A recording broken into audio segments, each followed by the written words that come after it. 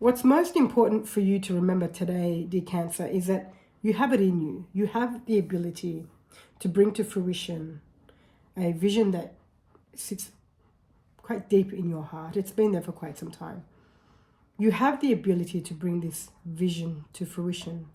And part of the process at the moment is teaching you how to use that ability.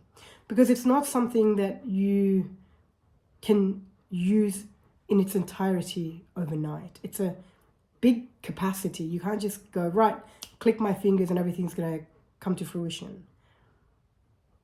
Then you wouldn't be ready to receive what comes to fruition. And before you know it, it's all fallen apart again. So your opportunity right now is to really appreciate how life is supporting you for you to recognize this ability that you have and learn how to use this ability. It's going to take some practice. I feel like the ability, again, is connected to bringing a vision to fruition.